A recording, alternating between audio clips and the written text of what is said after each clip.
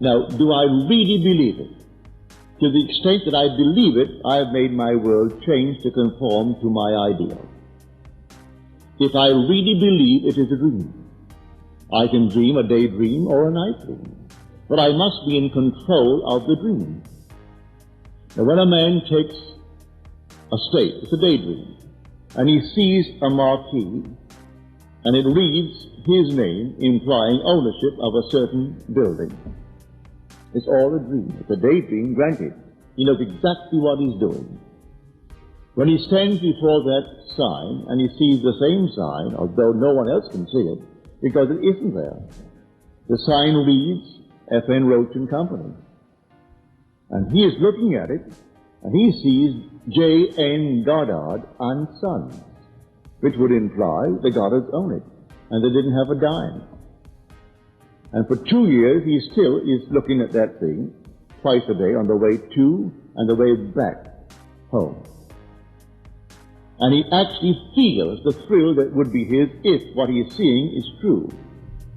And 2 years later, an almost total stranger buys the building for him and takes only a piece of paper with his signature on it. For he had no money, no collateral. He said, I watch you, you and your father, and I trust you implicitly. Pay me 6% interest on the investment and reduce the principal every year for 10 years and have it all reduced in 10 years. Well, it was reduced in 10 years. And it was 6% paid to him. In those days, 6% was a big return on your money. This goes back to the year 1922. And so that building became the family's building. It began as a dream. He never forgot the principle. If God does all things, well, he knows then who God is, because God did that. If by him all things are made, and without him was not anything made that was made, well, surely this came out of nothing. He had no money, no collateral, no one to whom he could turn. He only desired to own that building on the main street at the corner, a wonderful corner. And out of the nowhere, he simply assumed it and remained faithful to it, and then it became his. He took that principle and applied it from that moment on to everything that he touched in this world, for he discovered the creator of things in this world. For God and only God creates. He's nothing but God. Well, if Jesus is the only God, but so am I, and so are you, and Jesus is the I am in every child born of woman, well then let him begin to exercise that talent. Let him begin to test it, to prove it or disprove it. If you are faithful to it, you can't disprove it. So put on the shield of faith, you're told in the 6th chapter of Ephesians. Put on the shield of faith. It will now protect you from all the fiery darts of the wicked. If you think someone is out to get you, it's only part of your dream. You put on the shield of faith. Faith what? It's always faith in God. Well, faith in yourself. That's faith in God. For the self of man is God. And that self is Jesus. And there is no other God. If you actually test it, you can't disprove it. So here is the story of Scripture. A deep sleep fell upon him. Well, if a deep sleep fell upon him, then who is the dreamer in the sleep? He tells you it is God. He doesn't tell you that you're not going to have nightmares. You'll have nightmares and daymares because you're learning to exercise a certain power. And you make mistakes. And you think these things on the outside are external to yourself and independent of your perception of them. And they're not. They're all yourself pushed out in your bad dreams or your misuse of this power. If you are ever in control of this power, you'll have nothing but harmony on the outside. But it will come in the very end when you awake from the dream. And in the very end, you are in control of the dream, because you know exactly who you are. And the whole vast world is yourself pushed out. All that you behold, though it appears without, it is within, in your own wonderful human imagination. of which this world of mortality is but a shadow. The whole thing is yourself projected on the screen of space.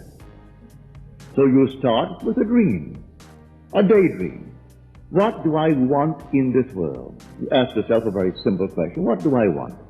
The minute you know exactly what you want, start there. Don't look on the outside. And these shadows now may offend you, or they may oppose what you think you want. Then you give power to these shadows. Don't give power to the shadows any more than he did. He didn't have one red penny to put up as collateral, but nothing. And a total stranger comes in the day of the sale of that building, and with this lawyer bids for it. No one knew who the lawyer was bidding for.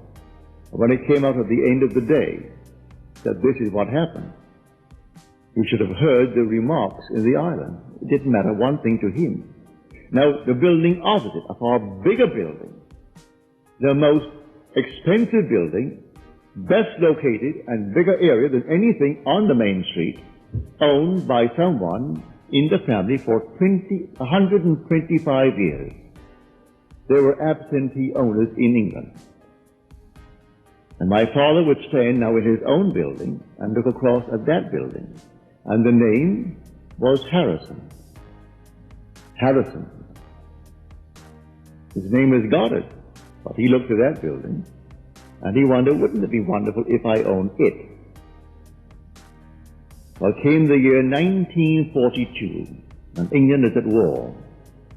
And those who owned it, living in England, he had a son who was a priest, and he had the other one who lived comfortably with all the money that they had, and didn't want any part of the overseas problem, and thought we should unload it.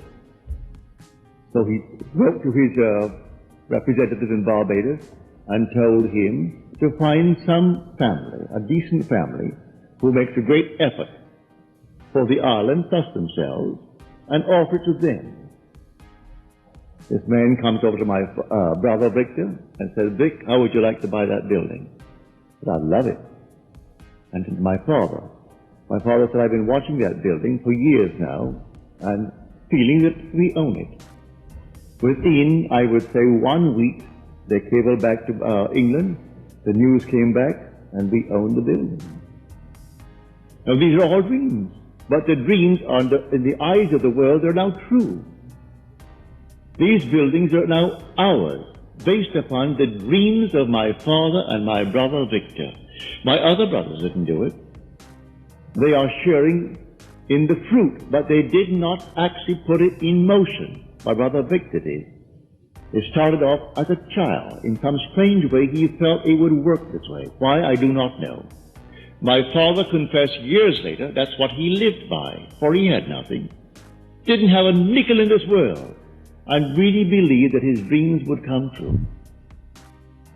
Now, his name is Joseph. You're told in Scripture, Joseph was the dreamer. Behold, this dreamer cometh. And so Joseph comes, 11th son of Jacob. And the brothers sold him into slavery, into Egypt. But he didn't care. He told his brothers, when they discovered who he was, equal to Pharaoh, for he could interpret dreams, and Pharaoh raised him to the point where he was equal to Pharaoh in the rulership of Egypt. And he said to them, you meant evil against me, but God meant it for good. Take that to heart. If something appears now to go wrong, you will think, well, now, it's going wrong. No, it's really going right. God meant it for good. Those who are working against you seemingly, they mean it for evil, but forget it. Don't give any power to that. You remain faithful to the vision. If I am not unfaithful to the vision, it can't go wrong. If I now move away and give power to the shadows in my world, it will go wrong.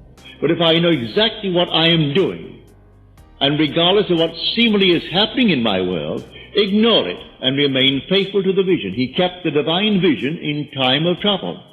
When he stood before King Agrippa, Paul said, O King, I was not forgetful, I was not unfaithful to the heavenly vision. He kept it, and then it had to come to pass.